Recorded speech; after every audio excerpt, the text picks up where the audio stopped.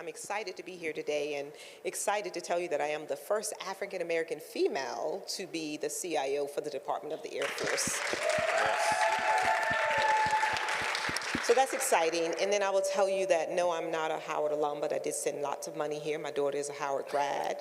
And I also will tell you that Pink and Green is live because this is where we started. So I have to give all those shout outs first, and then I'll tell you about my journey.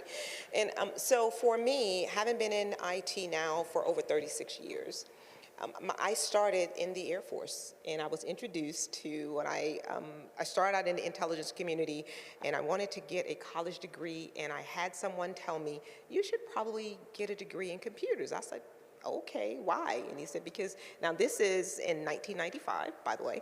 I said, okay, I'll get a degree then. And what that led to was that first exposure. So I got the degree, computer science. I started to work in industry, still working part-time in the Air Force at this time, but I had no idea of a CIO.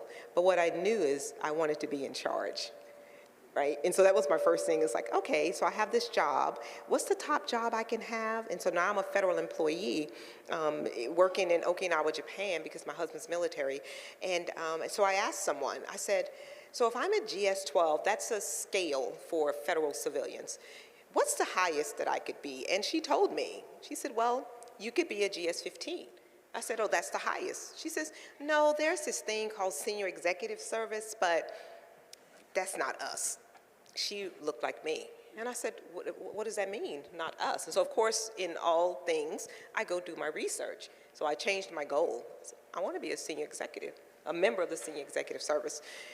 And so that was the first idea and my first indication of the journey that I started. Of one, I knew I wanted to do something that someone told me no one else had done. So that piqued my interest.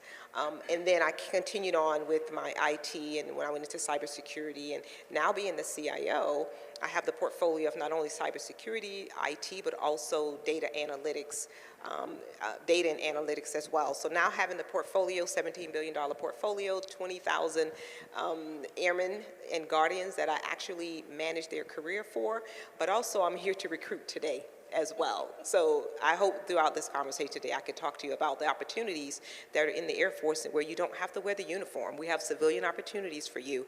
But my journey really started because someone planted the seed. I had the desire to do something, and then someone made the mistake of telling me no.